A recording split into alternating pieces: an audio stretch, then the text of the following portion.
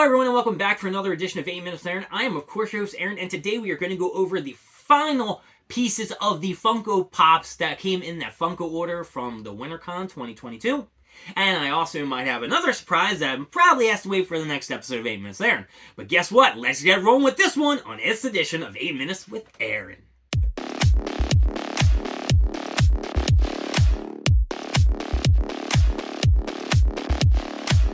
Now, before we get to the other box, I want to let you know what is in store for you in the future of 8 Minutes with Aaron. We are going to talk about the Terrifier saga. There is a Terrifier 1, a Terrifier 2, and then there is even a prequel of the 9th Circle or the 9th Gate. Whatever it is, I watched them all, and we're going to talk about them eventually on 8 Minutes with Aaron. But first, we're going to go through this box, so we can move on to the next box. So, on the last box that we got from the WinterCon 2022, we got Jack the Ripper from Black Clover.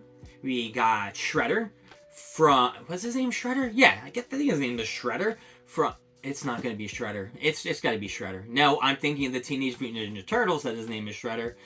Oh my god, how bad is that? Spinner! Hey, I remembered it's Spinner from My Hero Academia. And now we're going to open up these Funko Pops inside this box. I'm just going to throw them to the side, even though I'm sure you can view them all here. And the first one we're going to go from is Black Clover's Dorothy. Now, this Funko Pop, as I mentioned before in my other video, I wasn't going to get it right away. I wanted to wait until other Funko Pops were available from the Funko Pop shop, so I didn't just buy one and have to spend the shipping and handling. Now, Dorothy is one of my favorite characters in Black Clover. She has this really cool Grimoire, and her ability is to kind of like send you into a dreamland, and her imagination comes to life. She had an epic fight against a lot of the mages in whatever their talent's called. Well, I don't know. I'm not going to look it up either. And it was a husky fight. It was when she turned into an elf. That's what I can say, and I'll show some videos up here to show you that I'm not lying, that it was really husky. Yeah, I'll turn this box around because I've been not showing them in the corner like I promised, you know, the external flip-aroundy down here. So, not coming through. And we're going to open this one up so we can get a closer look. Now, Dorothy has been going in and out of stock on the Funko Shop site. For a long time, it was available, and now all of a sudden, people want her. They want her. They have seen the epicness of Dorothy. I wonder if they're either caught up on the anime on the show, or they started reading the manga. Who knows? And here she is looking sick. She looks like she's kind of sliding on it, but she's really not. And like I mentioned in the before, I don't know if it's a new trend, but these are all coming with stands, which, you know, helps with the stand-up test. See? Boom! Stands up on its own. And she is a beautiful Funko Pop. I'll show a picture of her in the corner. The design, the colors, boom. Just brighten your day. Like your imagination. Alright, and the next Funko Pop we're going to open over here is going to, from the Simpsons, Dolph Starbeam. Now, you know Dolph is a character on The Simpsons, like I previously mentioned. He's one of the 4 bullies who pick on Bart and other characters like Milhouse. And what's the other dude's name? Wow, I have not watched The Simpsons in a long time. Martin, that's his name. Martin. And we'll take him out of the box and get a closer look. And I do like a lot of these Funko Pops from The Simpsons. One, because I've watched them for such a long time. And two, they're very simplistic, though they are not of the bobblehead kind. I'll just have to put that over here. And here's Dolph, looking cool. He's giving the little, you know, I guess that's like the rock sign or the peace sign, whatever they want to do. It used to be the too sweet. This was the too sweet. Too sweet! Or the NWO sign, Kevin Nash, Scott Hall, Shawn Michaels, Hunter S. Helmsley. I'm going on a tangent here, just throwing out names. And the final Funko Pop that is in this box we are going to pull out is going to be the Summon Skull from Yu-Gi-Oh! Now, the Summon Skull does look pretty pimp. This one was supposed to come out for quite some time. I think they just held it off until the WinterCon 2022. Don't quote me on that. And as I mentioned before, I have not gone through my whole entire box of Yu-Gi-Oh! Funko Pops. It is sitting right down here. We will go through it eventually. On the back of this, it does have some pictures of My Valentine. It does have a picture of Yame Bakura. And it has the Blue Eyes Toon Dragon, which I think came with a t-shirt. And I'm not really sure where that's at, but I know I got that from GameStop. Ah, that was the metallic one. We'll take someone's skull out of here. Once I remember where I put... Ah, here it is.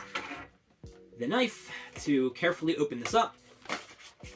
And if I never told anyone before, it's very simple to use a butter knife and just go right under the slot down here at the bottom of the box. You won't damage it at all. This will stay nice, firm, and unbended. As you know, I take my time opening up all my Funko Pops here at 8 Minutes with Aaron, but I don't put them down very nicely. And the Summon Skull is alright, look, Dolph. I'm sorry I couldn't help you out there. The Summon Skull is looking sick. This dude was definitely in my deck. My Yu-Gi-Oh deck that I lost when I graduated high school. God darn it. I could have been like a pro. I used to win tournaments. I was a tournament Yu-Gi-Oh champion. I had, you know, the worm, the needle worm, that discards the top 5 cards of your deck. I had Swords of Revealing Light. I had a Jinzo. I had the Man-Eater Bug. You know, you flip in and destroys one face-down trap, or one face-down monster card. Oh, man. I could have been great. And, of course, you know, Summon Skull was great. I had the Magical Cylinders. I had all these rare cards. And I didn't have to use Blue Eyes White Dragon or the Dark Magician. I didn't need any of that. I was better than that. I could power up my cards. I had that axe that gives you 900 attack points. Axe of Despair, maybe? Somebody in the comments let me know if it was called Axe of Despair before I look it up. But Summon Skull is looking sweet. I'll turn him around for you because I'm definitely probably going to forget to put him down on the bottom of the screen. And design on him is pimp. It kind of looks like he's right from the cartoon. So if I had kind of like Summon Skull in attack mode, I think it had like 25,000 to 1,500. That was attack, defense. Could be wrong. You know me, probably am wrong. Damn. I want to play Yu-Gi-Oh now. I could have had a dual deck. Can you imagine me walking around town with a dual deck, like walking up to people like, it's time to duel!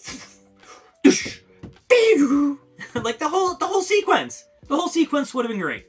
All right, let's give these ups and downs before I cry from the reminiscing of the lost deck of Yu-Gi-Oh.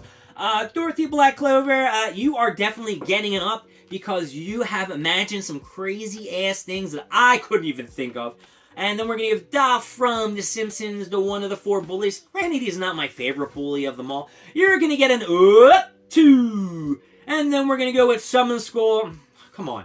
Yeah, I lost my Yu-Gi-Oh deck. I haven't gone through the rest of the Yu-Gi-Oh Pops, but like Yu-Gi-Moto, I gotta keep fighting on to try to save Grandpa. You are getting in.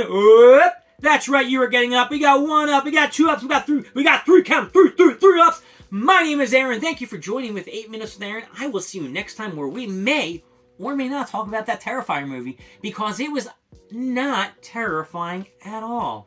I will see you next time. Bye-bye, folks.